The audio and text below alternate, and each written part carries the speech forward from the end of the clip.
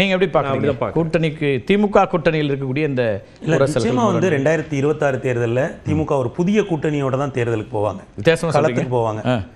ஏன்னா நீங்க தேர்தல் முடிவுகளை அனலைஸ் பண்ணி பார்த்தீங்கன்னா 2021 தேர்தல் முடிவுகளில் வட மாவட்டங்களில் அவங்க நல்லா பெர்ஃபார்ம் பண்ண மாதிரி தெரியும். சரி. ஆனா சென்னை, காஞ்சிபுரம், திருவள்ளூர் இந்த 3 மாவட்டங்கள்ல அவங்களுக்கு கிடைத்த வாக்கு வித்தியாசம் இருக்குல்ல, அது செங்கல்பட்டு, கடலூர், விழுப்புரம், வேலூர், கள்ளக்குறிச்சி இந்த மாவட்டங்கள்ல கிடைக்கல. சரி. சேலத்துல ஒரே ஒரு தொகுதி தான் ஜெயிச்சிருக்காங்க, 10ல் 1.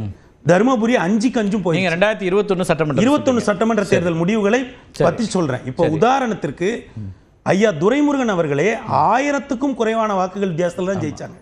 அதே போல மாவட்ட செயலாளராக இருக்கக்கூடிய ஐயா சுந்தர் அவர்கள் 4000 வாக்குகளுக்கும் குறைவாக ஜெயிச்சாங்க. நம்ம திருப்பத்தூர் மாவட்ட செயலாளராக இருக்கக்கூடிய ஐயா தேவராஜ் அவர்கள் 2000 வாக்குகளுக்கும் குறைவாக தான் ஜெயிச்சாங்க. ஏன்னா நம்ம இங்க இருந்து அப்படி அவங்க வந்து தொகுதி தொகுதியா சாவடியா வாக்குகளை பார்ப்பாங்க. அப்ப நிச்சயமாக திமுக ஒரு, ஏன்னா அவங்க இப்போ ஐயா திருச்சி சிவா அவர்களை இங்க கொண்டு வந்திருக்காங்க, எங்க துணை பொதுச் செயலாளர் ஆக்கியிருக்காங்க. அதுல ஒரு தென் மாவட்ட மற்றும் டெல்டா கணக்கு இருக்கு. நேத்த திமுகவினுடைய பொதுக்குழு கூட்டமே வந்து மதுரையில் நடக்குது, அதுல ஒரு கணக்கு இருக்கு அவங்களுக்கு. ஆனால் வட மாவட்டங்களை பொறுத்த அளவில், ஏன்னா மேற்கு மாவட்டங்களை பொறுத்த அளவில் அவங்க வந்து இன்னைக்கு 2 மினிஸ்டரை போட்டிருக்காங்க, ஐயா சக்கரபாணி, ஐயா செந்தில் பாலாஜி, 2 பேரை போட்டு 2 பேருமே மிகச்சிறந்த களப்பணியாளர்கள். ஐயா சக்கரபாணி தொடர்ந்து 6 தேர்தல்களில் வெற்றி பெற்றவர்.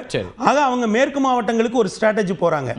வட மாவட்டங்களை பொறுத்தளவில், நான் குறிப்பிட்ட இந்த மாவட்டங்களை பொறுத்தளவில் நிச்சயமாக அவர்கள் ஒரு புதிய கூட்டணியோடு தான் தயாராவார்கள். நீங்க 21 திரு துரைமுருகன் 1000 வாக்குகளுக்கு குறைவாக வெற்றி பெற்றார். ஆமா, ரியாலிட்டி. ஜோலார்பேட்டை தொகுதியில அந்த மாவட்ட செயலாளர் 2000 வாக்கு. ஆனா இப்ப முதல் சுற்றுல திரு ஐயநாதன் வந்து அதே வேலூர் தொகுதியை பத்தி சொன்னாரு. வேலூர் தொகுதியில திமுக எவ்வளவு வாக்குகள் பெற்றுச்சு அப்படின்னாரு.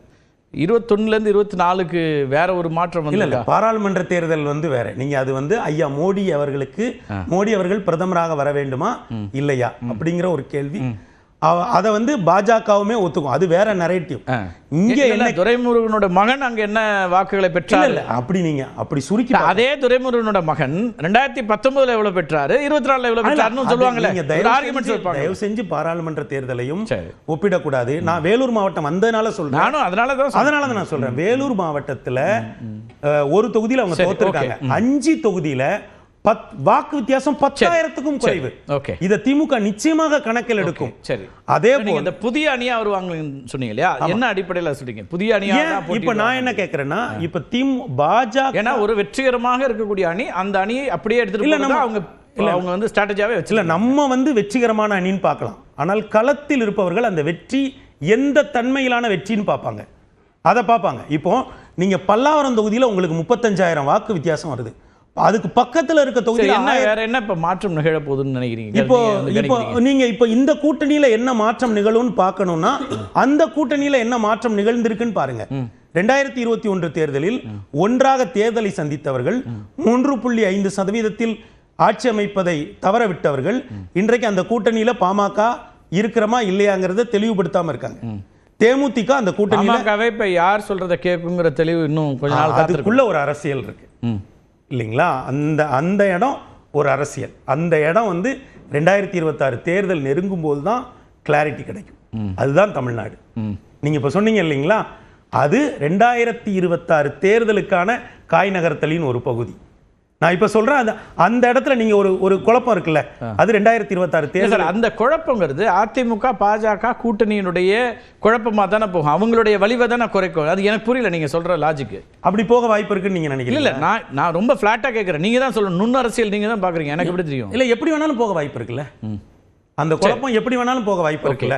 அப்புறம் இன்னொன்னு என்னன்னா, அதே அணி இன்னமும் உறுதியாகல 2026ல என்டிஏவா அவங்க போனதுல. இல்ல, நீங்க என்ன சொல்ல வரீங்க? அந்த முரண்ல இப்ப சீனியர் ராம்தாஸ் வந்து மருத்துவர் ஐயா அவர்கள் திமுக கூட்டணிக்கு வந்துருவார், அதனால மாற்றம் இல்ல. 2026 தேர்தல் நேரத்தில் ஒரு தெளிவு கிடைக்கும் நான் சொல்றேன். ஏன்னா இப்போதைக்கு ஒரு மூத்த தலைவருடைய மனதில் என்ன இருக்குன்னு நம்ம கண்டுபிடிக்க முடியாது.